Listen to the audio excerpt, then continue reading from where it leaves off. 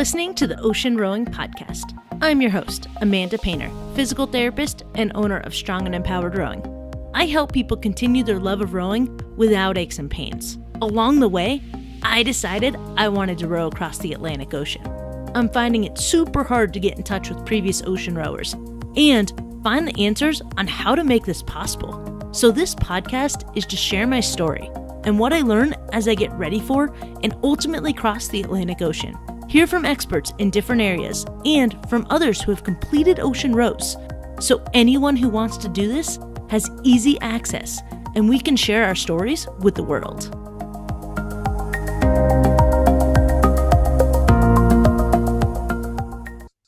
So many people sort of say, I couldn't do that. And we're like, well, actually, we're so ordinary. If we can do it, anyone can do it. And the only difference is we decided to do it, and then we stuck to that. We learned out there that actually you can dig so much deeper than you thought you were capable of, and it may feel like, oh God, I can't do this, but you can. Welcome to episode 3 of the Ocean Rowing Podcast. You just heard Susan Ronaldson giving you some wisdom, and there's a lot more where that came from. So in this episode, I interviewed Susan Ronaldson, who's from Status Row, which is a female trio that just crossed the Atlantic Ocean in the Talisker Whiskey Atlantic Challenge of 2018. They were hoping to break the record of a previous female trio crossing the ocean. However, they had some difficulties along the way, and the winds weren't quite on their side, so it took them 61 days, 8 hours, and 47 minutes to cross the Atlantic Ocean. They were raising money for the Marine Conservation Society to basically fight plastic pollution in the oceans. So, keep listening if you want to hear her story, both the ups and the downs, and the things that she encountered while they were crossing the Atlantic Ocean over those 61 days. Not only that, but I get some of the answers to questions I've been having. For instance, she gives me some people that I can contact who are solo rowers, and even someone else who built their boat. How awesome is that? I also ask her what her favorite snacks were when she was rowing across the ocean and all she had was the food on her boat. In addition, I find out some information about fundraising, what worked for her and her team, what her training program looked like for being 18 months out before rowing the ocean. I ask her about some of the problems they had. For instance, their seat broke on day 3 of the race. So I got the inside scoop on that as well. Plus, she dropped so much information that I didn't even think to ask, and this is a really, really helpful episode and a great first interview and guest for the Ocean Rowing Podcast. So, here goes the podcast. Again, this is Susan Ronaldson of Status Row, and let's get her thoughts and her story. I have so many questions. If you have to go, let me know.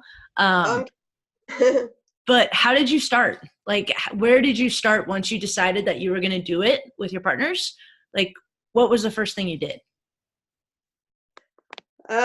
So as you know, we did it as a trio. We met doing a rock climbing course, and we'd been going rock climbing for a couple of years. Terrible at rock climbing, but like really, got gossiping and chatting and stuff like that. And Caroline was always coming up with different ideas for us to do, and then she saw the Losing Sight of Shore, the women who did the Pacific. There's a Netflix documentary on them. So she's like, ocean rowing is a thing, we should try that. And I'd heard of the Talisker, and I was like, well, why don't we enter this race? So when we kind of had the idea, none of us could row. We had absolutely no experience. Like, I sailed a little when I was a kid, but we had no real kind of experience at all. So I think where we started off was sort of really just contacting are you going to do the Talisker, or are you going to do it independently? Talisker. Yeah. So our first step was to kind of contact the race organisers and like find out what the deal was in terms of like what how you signed up, what the cost was. And they're super helpful. All the kind of staff it's a small staff, so they're very busy, but they're kind of super helpful. So we started there. Okay. We kind of watched as much as we could on kind of YouTube. We like got everybody's book, that kind of thing. And then we actually went, we booked a day out with Rannoch Adventure in Essex. As I said, it's quite close to where I live. with the kind of idea that, right, let's give this a go. We'll probably hate it, and then that'll put the idea to rest. But we absolutely loved it. You know, we had a glorious day, and it was really flat. And we kind of rode for a few hours to the pub, had a nice pub lunch, and rode back again. And we were like, yeah, we've got this ocean rowing business. So I think at that point we were just like hooked. So really finding out, what the race was, what ocean rowing involved, everything that we could. And then, as I sort of said to you before, it's just like, then we started kind of trying to build a network. So Rannoch themselves were really helpful. They were great. But then, just like getting in touch with like past people who'd done the race and kind of learning from them. That was definitely. So we had the idea in about June, and we signed up in September. So we spent sort of 3 months just really checking that it was the right kind of thing for us. And then, so we signed up in the September 2017, and then we started the race in December 19. So kind of pretty much 18 months from idea to casting off in La Gomera. So when you were talking to other people, what advice did you get that you found really helpful? Was it stories? Was it like something happening in the ocean? Like, oh, my oar broke. This is how I MacGyvered it. Like, what was helpful? Are there any that stand out? It's a good question. About like what I remember is not necessarily talking to them about the rowing part of it.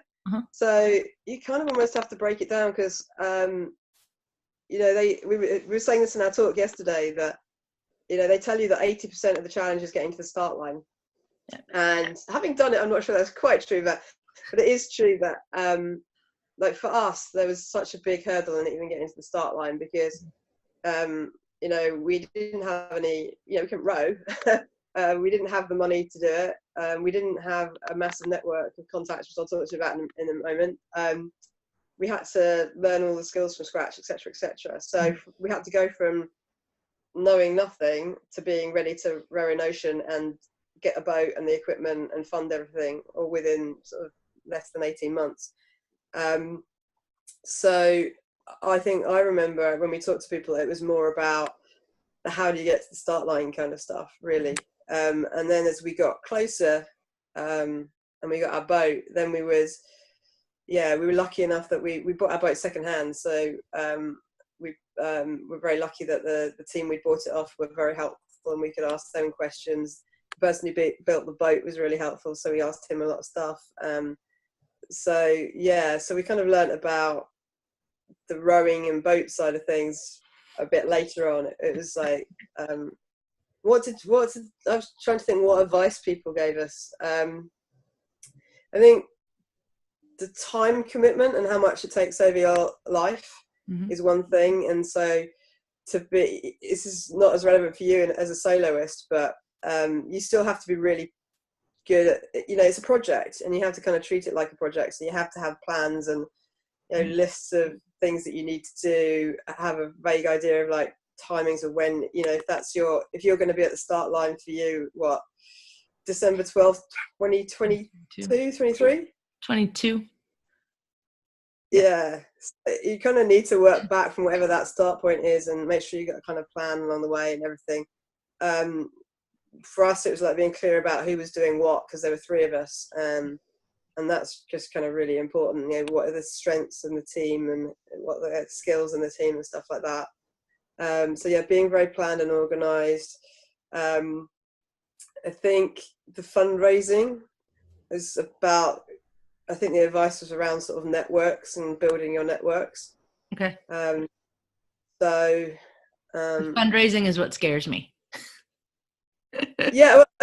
Different people have different luck with it. Some of it's luck and some of it's like, contacts and stuff like that. So, I mean, I think you said about how comfortable you felt about getting other people to give you money to do this. Yeah. Is that one of the things you're concerned about?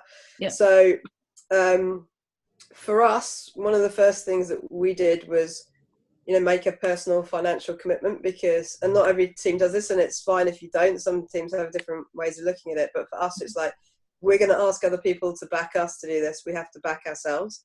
So it wasn't it didn't matter necessarily that how much you were giving. It was like what you could afford, but a commitment in terms of what you could afford. So we had that kind of personal agreement between the three of us about what we were going to put in, which we felt, actually, this is me, backing myself and putting a lot of my own money into whatever. So that was the first thing on that.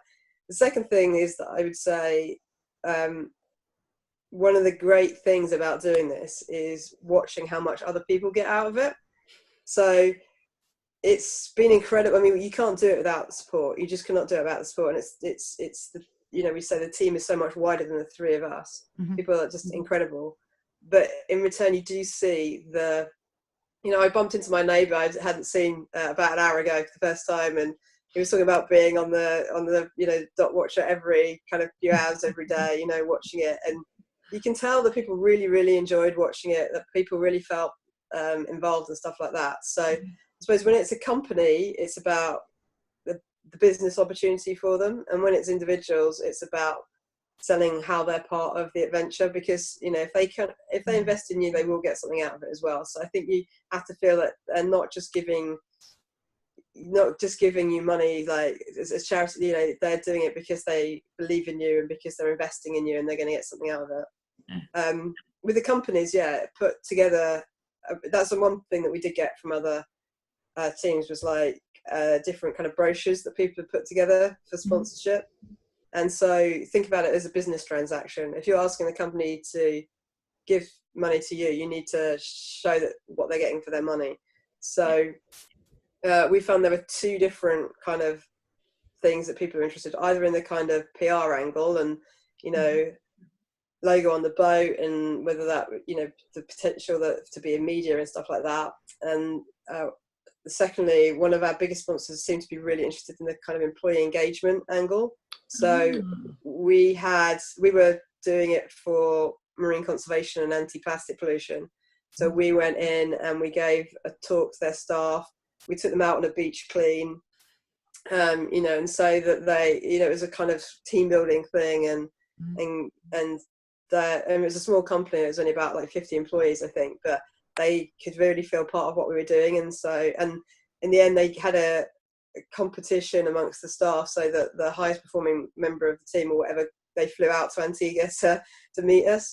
So it was a real kind of staff engagement thing. And so that's another angle. So either the kind of PR opportunity or staff engagement or whatever are kind of things that you can offer a company. So I mean, we can share the brochure that we have with you. In fact, it's on our website, but maybe get a hold of a few that others have done it. And if you can link up with some of the States teams, I mean, they could tell you what might work in the States. Okay. Yeah, I'm gonna reach out to I know a group, the 4 guys, the vets. Yeah, Fight or Die. So they're like right near me. But I'm waiting. I'm waiting a little bit. I don't want to inundate you guys because I know you guys just finished. So I've been trying to be like, oh, okay, like I've got 4 years. I've got time. The other funding, I guess, in terms of is we didn't have any real luck with just contacting companies we didn't know. We wrote hundreds and hundreds of emails and stuff like that. We did get a bit through our Twitter. We had we built up about 7,000 following on Twitter, and actually through that we got a sponsor who'd started following us and was interested by that. But much of it was like introductions, or so you had to kind of think like, who do I know, and who do the people I know, and how can they get me a name? Can they get me someone involved in that company? Then we tried to kind of widen our network. So we tried to go out and give talks and stuff like that, and get in the press, and so to try and just widen your network as much as possible, so you can kind of get those introductions. Yeah, that's helpful. Thank you. I read all of y'all's blog, and I was definitely a dot follower. I was following you guys, rooting for you. So I was definitely like one of those people invested in you guys. I don't have the finances to help. Thank you. Yeah, I don't know what your local community's like, because I know Astro for Atlantic in our year, they came from a place in, I don't know how well your brother's in the UK, so they come play in Cornwall or Devon, I think. Okay. And they really got the community involved. So they had a lot of, they were really successful with their sponsorship drive because they got various different kind of local companies and stuff like that. So if you can get your local community involved, maybe, that's another way of kind of doing it. Okay. Thanks. That's a lot to try and do. I like it. That's really helpful, because I would have just blindly sent the emails, and letters and things like that. So it'll be good to get different perspectives and how I can go meet people and connect that way, because in person is definitely going to be better than just emails. Yeah, totally. And then y'all's seat broke on day 3, right? So I've been reading the books. I think I've gone through 6 of the books that are out on people who have rode.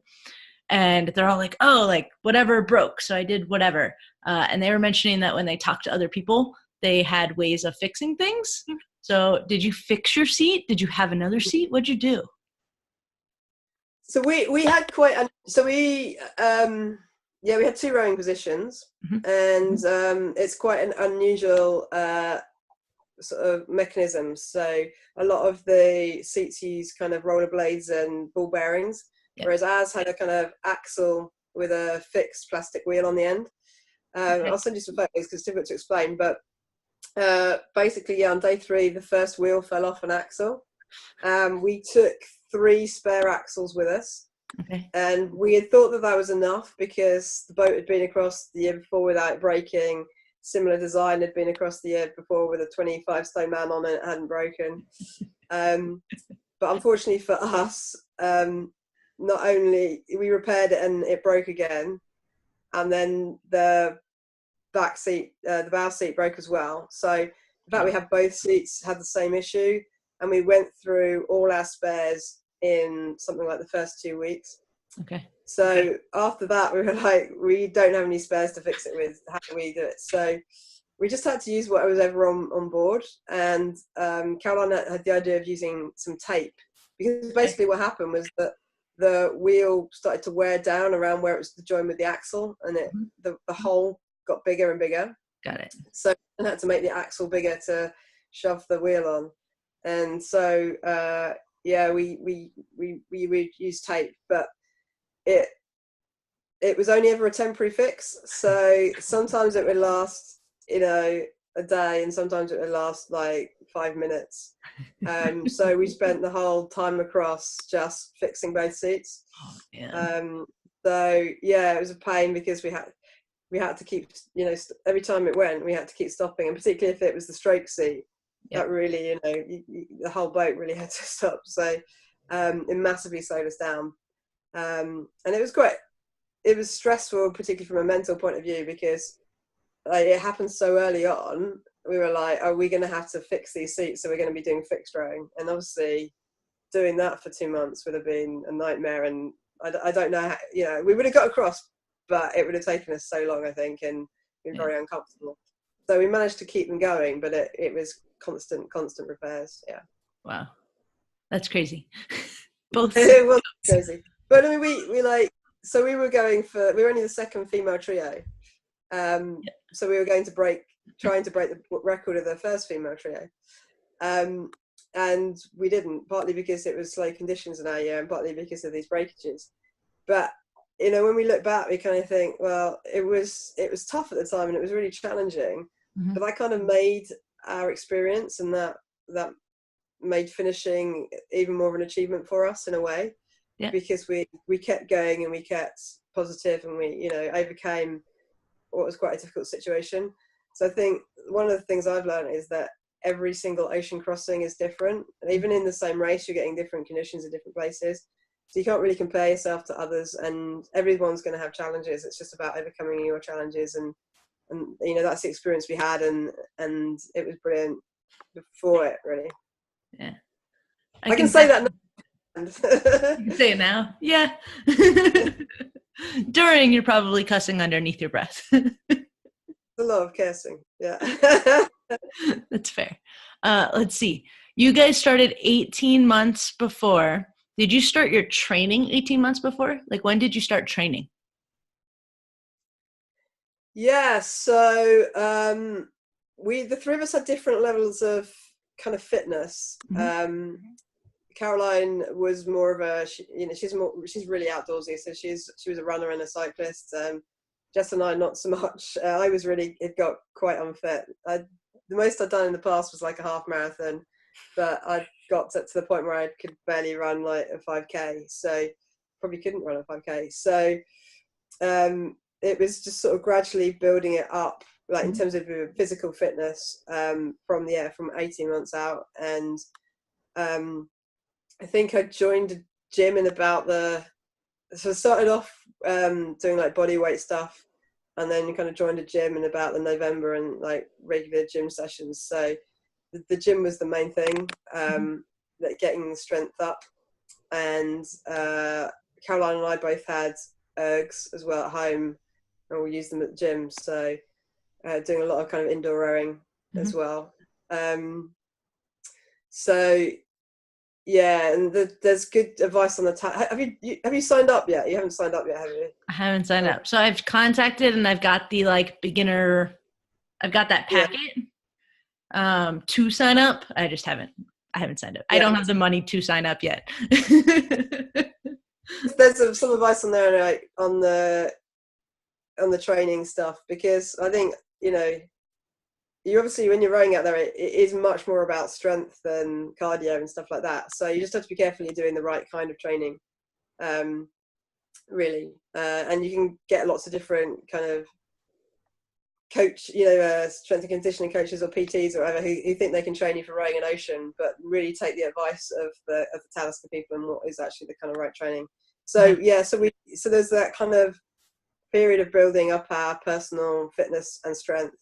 And then we bought our boat off the 2017 crew, so we didn't get it until the May. So I think the first time we went out on the boat was June, so 6 months before the race, and she had to be shipped at the beginning of November. So we had about 4 or 5 months where we had the boat, but we were working full time. So we only had whenever we could get out the weekends. I think we had the longest row we did was like 5 days. Okay. So you have to do a minimum, or in our year you had to do a minimum of 96 hours. Yep. So I think we had double that. Okay. But yeah, definitely, like I would say, physical fitness is important, but like getting your practice on your boat and knowing your boat off by heart, understanding, particularly for us in a team, I think, like what it's like to live in that small space. Because for me, that's almost the biggest challenge, is the fact that you're stranded on a 7 meter by 2 meter thing for 6 weeks, 2 months, whatever it's going to be, and it's like learning to live in those conditions and getting that kind of routine and the shift patterns and all of that is really, really important. So that kind of training. Then obviously there's the mandatory courses you have to do. So you have to do sea survival and first aid, and you have a ocean rowing course, which I'm not sure how they do for people overseas, but that's really useful. Do that as early as possible. Okay. Find out how they do that. In fact, if you can come over, definitely do it in person. So it's done by, there's guys called Ian and Lee who are the safety officers for the race. Okay. They do this 2-day course, which it's all land-based, but it takes you through everything you kind of need to know to do the race itself, and it'll talk you through what the start's like, and what the food and how you take care of yourself and what the finish is like, all that kind of thing. So the earlier you can do that, the better. Okay. And if you can do it with them in person, I don't know if that's how they work that, but that'd be really good. Do you find them through the Talisker site? Yeah, good question. So have you've probably been Nikki from Talisker, from Atlantic Campaigns? Yeah, that's why I messaged. Yeah, so when you sign up, I think she sends you details of what the mandatory courses are. Okay. And that will include the fact that either Ian or Lee will do the ocean rowing course, but she will also know what they do for overseas people as well. So I don't know if they do it like by Skype or how. I mean, it would work by Skype. It is just a classroom based thing. There's no kind of outside to it. But But the great thing is that those two are then the safety officers during the race. Mm-hmm. So they are the people who give you have 2 weeks in La Gomera to prepare, and they do a lot of kind of seminars and stuff. They'll do your boat inspections, and then they're the people. So you have to have your sat phone on for 2 hours a day at a certain time, and they will every other day pretty much they give you a call and they'll speak to you, and they'll give you an update on the weather, but they'll also find out how you are, how if there's any problems, etc. And they're just brilliant.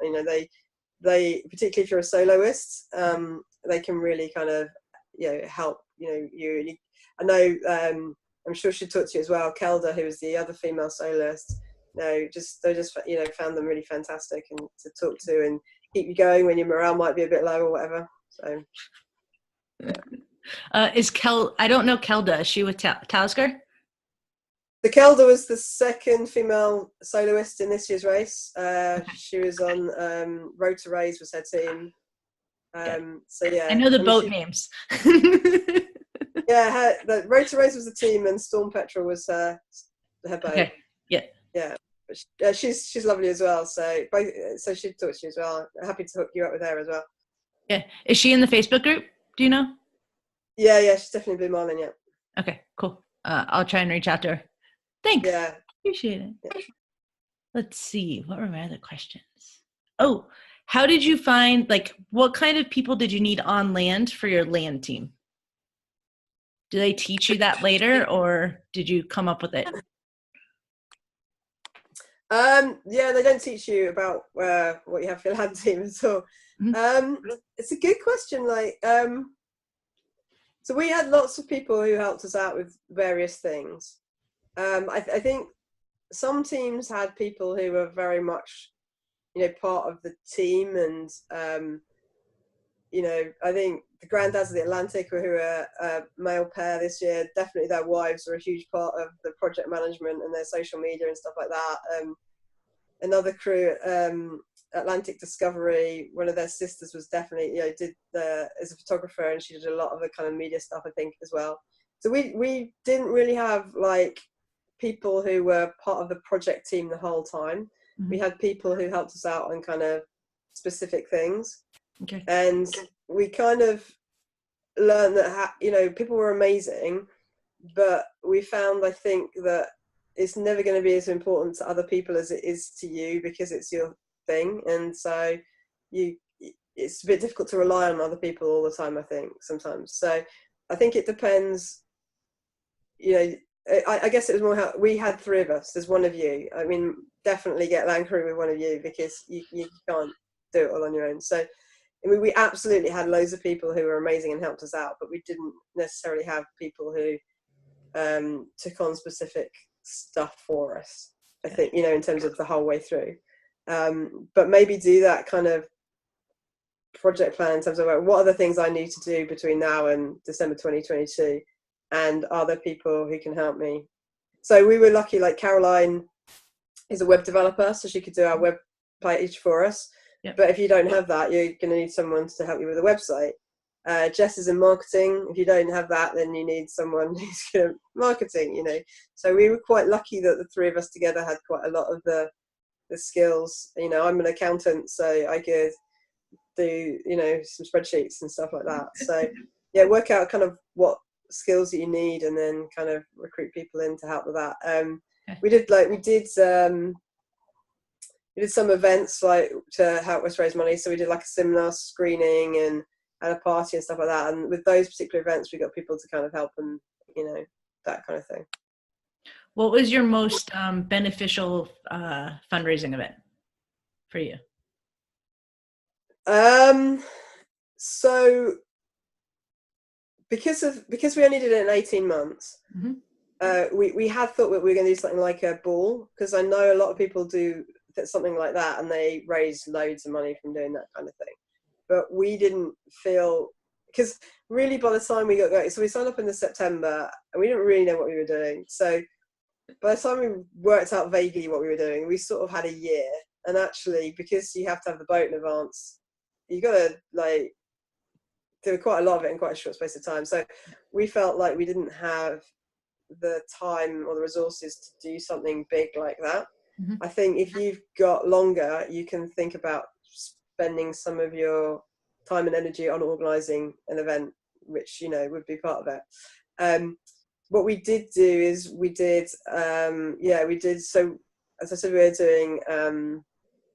It was supporting the Marine Conservation Society and raising awareness of plastic pollution. So we did a cinema screening of the film A Plastic Ocean, and so that was really good. So we got like, you know, 60, 70 people to come along and watch that, and they obviously each paid their tickets, and we had a raffle and that kind of thing.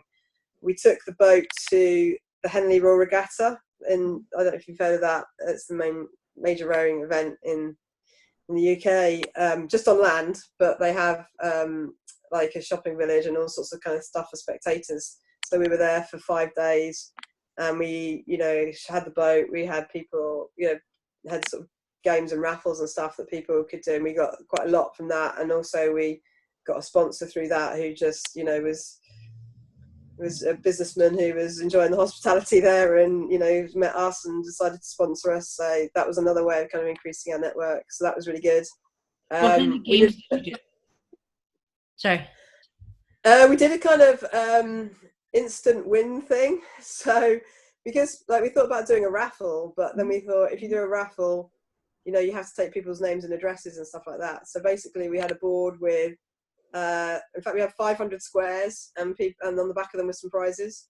So we got people, we some donated prizes, and then people picked a bit like a scratch card kind of thing. They picked off a square, and there was a prize or not on the back. And some of the prizes were, you know, have a selfie with us, or have a, you know, shake our hand or a high five or something. But then we had a mobile phone. We had gin was very popular. You know, we had like, yeah, various different kind of levels of prizes, and so that was really good. We did unfortunately I work in the public sector, so I couldn't get my employer to sponsor me. I don't know what your circumstances are, and Caroline and Jess work for very small companies, so I think a lot of people get sponsored by their employer if their employer is, you know, a company. That's like with you, is it? I'm starting my own business, so I'm my employer. So you can sponsor yourself, so that's good. But what we did at my office has 800 people, so we did a rowathon. So we had 2 indoor rowers, and we had the 3 of us for 10 hours against I think 40 or 50 of my colleagues.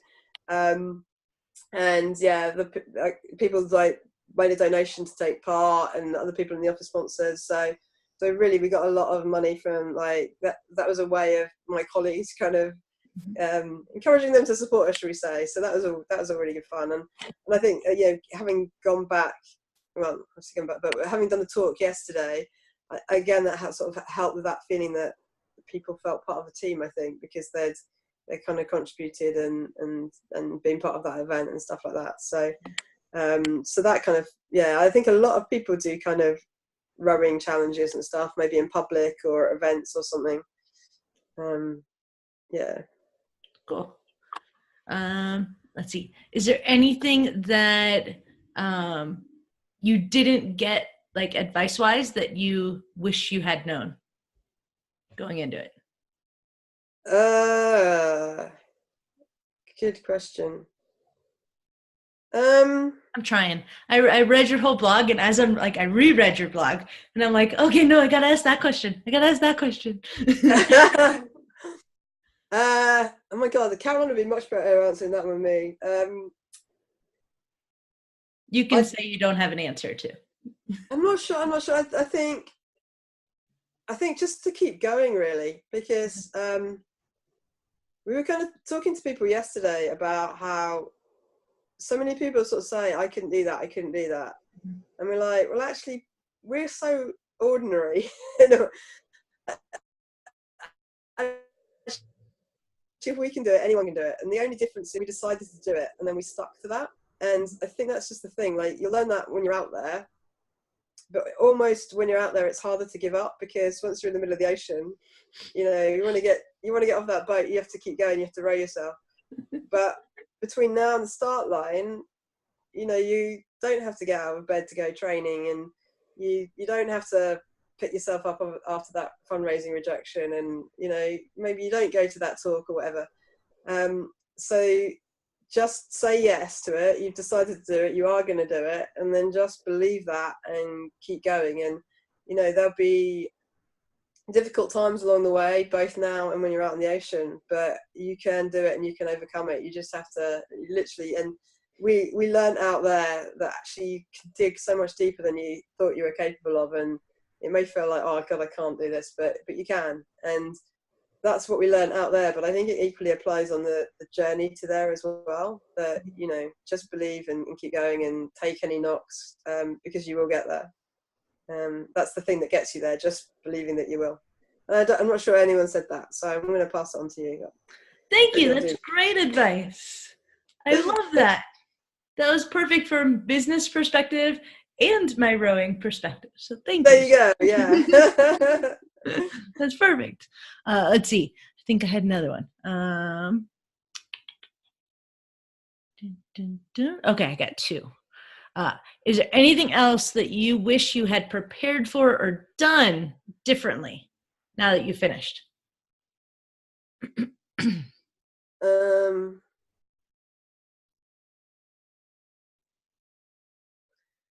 Oh, I don't know if I've thought about it. I might have to come back to you on that, actually. No worries. I don't know. I mean, I think we probably, all three of us, sort of said that we wouldn't necessarily do that row any differently. If we did it again, and I'm probably never going to do it again, but I think once you do it again, then you might do things differently because you've learned so much. Yeah. And I mean, the hardest thing is kind of the mental side of being out there, I think. And I don't know whether there's anything you can do to prepare for that. Mm-hmm. I probably prepare for this bit a bit better, the coming to the end and it not being there anymore, because that is, it is something they say to you. It is quite difficult when you finish and you're back to normal life or whatever. But I think this bit is harder than I thought it was going to be. And so maybe, just making sure that you've really planned for afterwards as well. But you don't need to worry about that for a long time.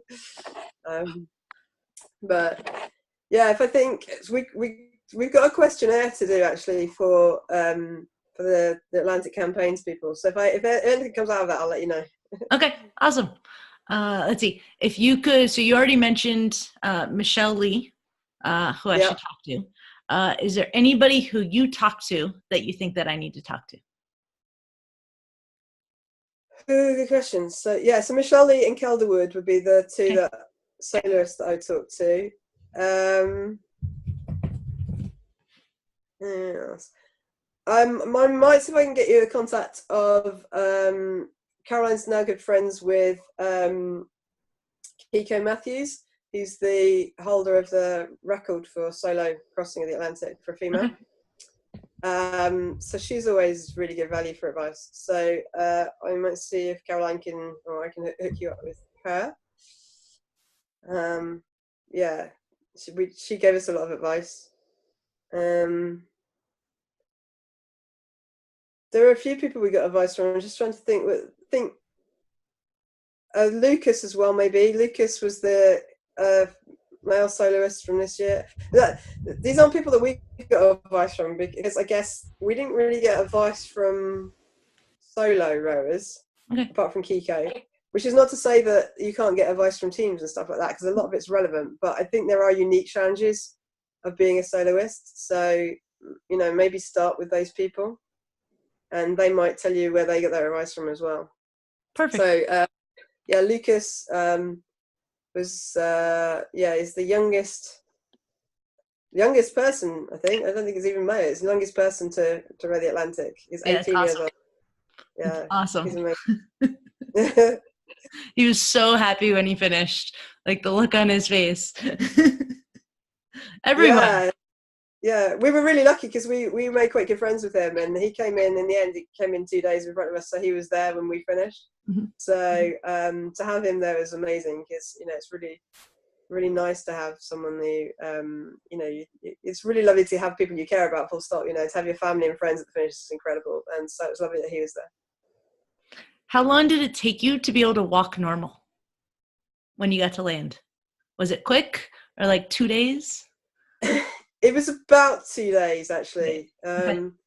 I think I forgot that it was not going to be easy to walk, and it really, I think a lot of people think it's like, because when you train, it is like when you go on any kind of boat for a long period of time, if you've been on a ferry or whatever, and you get off and, the world still moves quite a bit. I remember when we were in training, I'd be at my desk the next day and my computer would be moving, So it didn't feel quite like that. It is almost like your mind and your legs are not joining up, and you can't, you can't quite move them. So your whole, I guess it is balance, but some of it's balance, some of it's the fact that your muscles just waste away, like your calves, your glutes.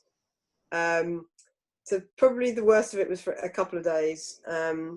I also had a thing where, and this happens to people, but it seemed to happen for longer for me, in terms of if I stood up, particularly still, I'd feel quite faint. In fact, I nearly fainted about 24 hours afterwards. I was kind of standing up talking to people and I nearly fainted. And that would, for like a whole week, if I kind of stood still, I think you've been sitting down, that your blood is not used to pumping to a brain standing up. But yeah, a couple of days for that.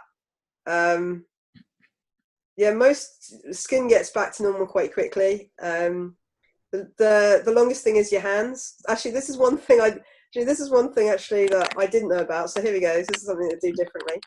I didn't realise that you get sort of trigger finger tendonitis from gripping the oar. Have you heard this? Mm-hmm. And out at sea, it got quite bad for all of us quite early, and particularly when you'd been asleep and then you got back on the oars, and sometimes it was even difficult to hold the oar properly. And it's been the thing that's lasted the longest. So I probably, for the first month, couldn't make a fist, particularly with my right hand. My hands are still, fingers are still a little bit painful, but I've seen on Blue Marlin, people are saying, people are being back longer are still having problems. So I know some people are doing some research into it now, but if there's anything that you can do that helps train your fingers and prevents it, like, I don't know if there's like building the strength up in your fingers, Yep. That would definitely be something, because that becomes quite an issue, and it's quite an issue when you get back as well, I think. Did most of the people on the boats get it? Definitely all three of us got it. I think most people do get it. I think it does vary, but I think a lot of people do get it. What I don't know is if the more experienced rowers got it as bad. That might be a question to ask them, Okay. whether they got it bad. Because you've been rowing for 20 years, maybe. Yeah. It wouldn't be as much of a problem, but it was certainly a problem for us. Yeah. Well, I've been rowing for 18 years. Yeah. So you might. But not for that long. Like, so Yeah. I can't. Exactly. And probably you don't grip as hard. Yeah. Because if you, I mean, I probably was bad at gripping too hard, but really, if you're rowing on decent conditions, you don't really need to grip hard, do you? But I think when you're in the rougher conditions, you can't always have perfect technique, shall we say? And so you do. I think you end up gripping harder. But yeah, definitely might be worth finding out from people who have rowed before, whether they had it as bad. I also had quite bad bum, to be honest. I tried to, Caroline and I and Jess, I think we all did the same kind of skincare regime, but Jess and I got it a lot worse than Caroline. So I think it might be just like an individual thing about how bad you get it. Did you guys have a seat, like a sheepskin, or what did you guys do? So our seats were hard seats to start with. And actually Caroline went the whole way across just on the hard seat. And she had the least problems. But we did the yoga mat thing. So we take sections of yoga mat, most people do it, sandwiched together and kind of use that as a cushion. Like, and you then fold it over? So you just cut it up into portions that are the size of the seat, and then you sandwich however much together. And then the advantage of that, they say, is that, if you get a particular sore area, you can just kind of take that, at that bit, gouge a bit out and stuff like that. So I've heard mixed things about sheepskins. One of the difficulties of sheepskins can be it gets all salty. It just absorbs the salt, and then it gets hard, and then it's not any good. So we didn't take sheepskin because we'd heard that. But again, might be worth asking other crews what they did. Yeah. Did you guys like clean every time you got off the seat? Yeah. Was that your part of your routine? Yeah. So every time we got off the oars, we'd do at least a wet wipe wash. Mm-hmm.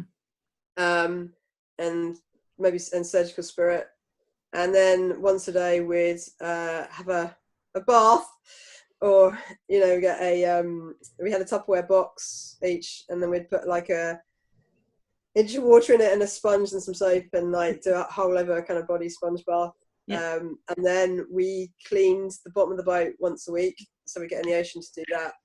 And we would then kind of get a bucket of water on deck and kind of really kind of sponge ourselves down more, and so that was fine.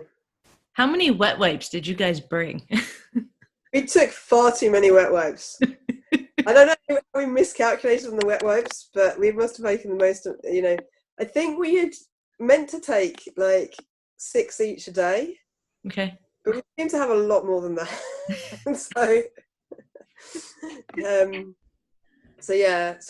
had an abundance of wet wipes in the end, which was good because because some people use them as toilet paper, rather than taking separate toilet roll. We actually took toilet roll with us as well. And you have to bag it. You can't get rid of it, right? So we took all biodegradable stuff. Okay. So and you can only put anything over the side that is completely biodegradable. Understandable, especially with your mission of cleaning up the ocean. Totally. And they check. So they check your rubbish at the end as well, but particularly for food packets, to make sure that you still got that stuff. And if you haven't got visibly enough kind of rubbish, then you can get disqualified. Yeah. What was your favorite food that you brought with you? It wasn't what I expected, actually. So in training, I had liked things like the carbonara and the mac and cheese kind of stuff. But actually out there, we didn't always bother boiling the water, particularly the ways the timings of my shift worked out. I had a lot of my food I rehydrated cold. And so mac and cheese is not quite so nice cold, or like the first time. Jess is from Bermuda, so I think cold mac and cheese is the thing, but for me I didn't enjoy it as much. So for me, a lot of it was fine, the food, but I treated it like fuel, really. I didn't get that excited about that. I wish, from the snack point of view, I enjoyed the savory snacks. So things like I had pretzels and jerky and some kind of savory corn stuff, and those were probably my favorite things. And I had sort of protein bars or flapjack. I loved. I took a flapjack for every day because it's really high calorie. It's quite cheap compared to buying protein bars or energy bars or something. So I love my flapjack, but I didn't really I love chocolate, but I didn't really fancy that as much and stuff. It was definitely, I wish I'd taken more savoury snacks. I didn't take enough of that. And actually I didn't get my food right, in the sense that I didn't feel like eating it all. So I should have had, so I had to take 4,000 calories a day for me. So it's 60 calories per kilogram. I don't know what that is in pounds. No worries. But I was about 140 plus, 145, 147 pounds, I think, when I started. So that for me was four meals, of which one I was taking a meal replacement shake. So I was going to have a breakfast, 2 savoury meals, and a meal replacement shake, and some snacks. And I just didn't really feel like I needed all of those meals. So I had sort of 3 rather than 4 meals a day, and then I lost 2 stone. So believe them in the terms of how many calories that you need, because you do need those calories, I think. And, perhaps I should have made myself eat. But I found having the meal replacement shake a really good thing, because I definitely didn't feel like eating at night, and I certainly wanted to sleep. So I think it's it's almost one of the probably better things about being a soloist is that you can use your time a bit more around you and how you'd like to. So when you have a team, you kind of have to divide the day up into shifts and keep the boat being rowed the whole time. But as a soloist, you're going to row 12, 14 hours, maybe a little bit more, whatever. But if you want to have 6 hours sleep, 7 hours sleep in a row, you can do that and just choose that's when the boat drifts. If that's, and I know, hopefully you'll speak to Kiko Matthews, and she was a firm believer in, she got a really good night's sleep and then she could row, much better the next day. Okay. I need to talk to her. Yeah. But for me, we had, the longest gap we had was we made it so we could have a 4-hour gap. But you then wanted as much of that 4 hours to be sleep. So just having a meal replacement shake for me was great because I could just make it, down it, and sleep and not have to worry about digesting or eating or whatever. So yeah, that's really helpful because I'd rather stay up all day and work and get a good sleep.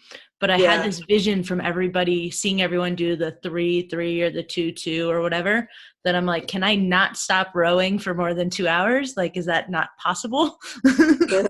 So that's really helpful. I should definitely talk to her. I think you have to find, definitely talk to Kiko, and talk to the others as well. Because I think Lucas, for example, I know it was very hot in the day, so he would just row more at night and then sleep in the day. Whereas I know Kelda, she would row in the day and then 11 o'clock she'd go and have her 6 hours sleep and get up at 5 a.m. or whatever. So she had that normal sleep at night. The shift patterns, I think you have to make work for you, and there is this kind of 2 hours on, 2 hours off, and that's part of ocean rowing or whatever. It's different for soloists, but for teams it tends to be that. But we adapted actually, because we heard that there was a trio who did the Great Pacific Race, so the California to Hawaii Pacific Terrific, and they had said for a trio 3 hours on, 3 hours off works really well. So you do 1 hour with one person, 1 hour on your own, and 1 hour with the other person, and then you do that 4 times a day. So we set out to do that. We did it in our last training session, and we thought we were going to do that. And actually, when it came to it, we found that the person who was in their 3rd hour, particularly overnight, was getting tired and was rowing with a person who was really fresh, and it just wasn't the most efficient way of doing things. And that 3rd hour at night, people were just really struggling. So what we ended up doing was we did 2 hours on, 1 hour off in the day, and then 2 hours on, 4 hours off at night. Okay. So we just did more rowing in the day, and then had the allowing us to have longer breaks at night. And then eventually we got rid of the second 4-hour break. So we the second half we rowed more and rested less. But I guess what I'm saying is you need to adapt it to you, and I guess, and the fact that you're a soloist allows you to do that a lot more. So yeah, definitely talk to the others about what they did. Yeah. Did all 3 of you have to go into the cabin? Into the one cabin? So we had 2 cabins. Okay, you get the front and the back. Yeah, so we got 2 cabins. So we had Jess had one cabin, the smaller cabin, and Caroline and I shared the bigger cabin. And there were times when we would have to both be in there together. And actually we found, partly because we put too much stuff, and never there's too much stuff in the cabin. So that's another piece of advice. You don't need as much stuff as you think you do. Just take a minimum amount of stuff. We did struggle when we were both in there to get good rest. Okay. So in the end, we cut down. We made our shift patterns so we were spending the minimum amount of time in the cabin together. We sort of used Jess's cabin for some of our breaks so that we would be separated. Towards the end we weren't really in the cabin together because we just kind of disturbed too much, and we didn't really have enough. Even though our boat was the cabin's quite big on our boat, just the 2 of us together just wasn't as restful. Because that's the thing, in training we just didn't have the same amount of stuff as we had out on the thing. So try and replicate in training as much as you can, what it's going to be like. Because we had not had a problem at all in training, sleeping next to each other. But then in the real thing, we just had that little bit more stuff in the cabin and found it a little bit more uncomfortable.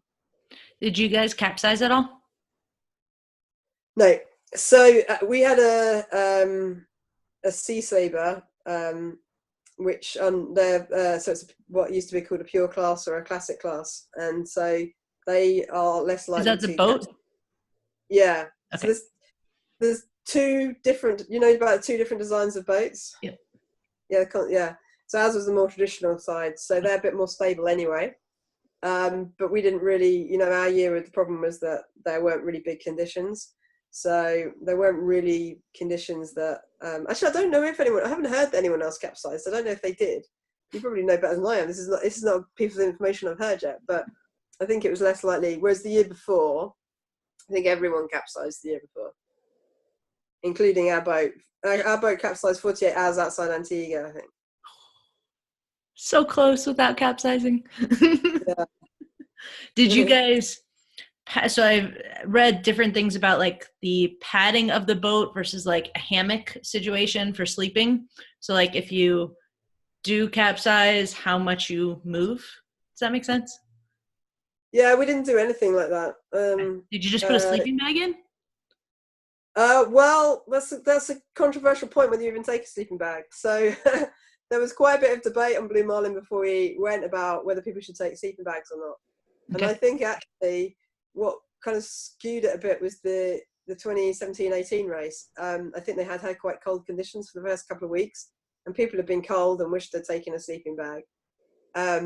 So for us, it was a bit of a gamble. Do we not? So Caroline and Jess took sleeping bags, and I took this thing called a jungle blanket, which is pretty much a sleeping bag, except it's it doesn't zip up, and it was antibacterial and stuff like that. And honestly, we wish we hadn't taken them because we didn't need them.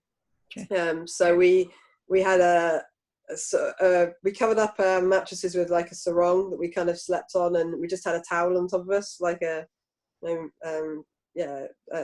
microfiber towel or whatever.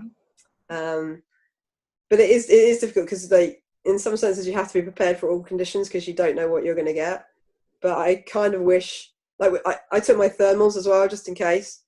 And actually maybe just taking those would have been fine because if it had been cold I could just put those on. I don't think I needed both. But we didn't do any kind of hammockery stuff like that for a capsize. We did make sure that any hard bits were kind of covered up, like there was where the satellite aerial goes out to the roof, there was kind of a big nut, for example, so we made sure that was covered in foam and things like that. But that was it.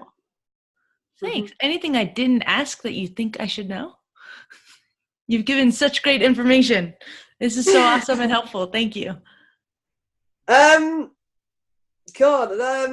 mean, I'm sure I'll think of more stuff. So, like, ask lots of questions on the way. I mean, that, as we said earlier, just keep talking to different people, come back to the same people.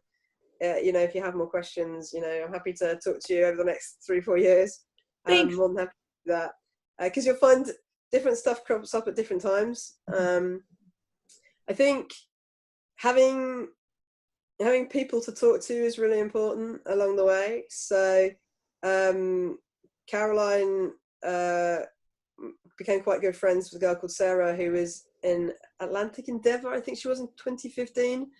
And so she gave her lots of useful advice, but I think Caroline would also talk to her along the way, of the build up to the race, in terms of I'm worried about this, whatever. And we had a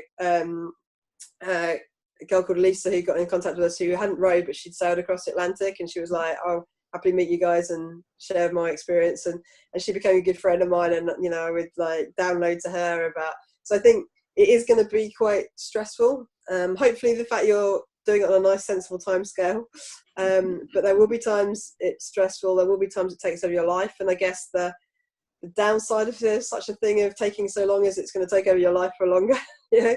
So make sure that you have your friends around you, your family, and make sure you're kind of talking to them about how it feels and the stress you've got and stuff like that. That's also really important at sea. We found being able to email people and occasionally phone people was kind of really important, because for us there was just the three of us on the boat, and we were great with each other, but sometimes we'd all be in a difficult place together, and then you needed someone independent, I think, sometimes to talk to. Friends and family is probably the other thing.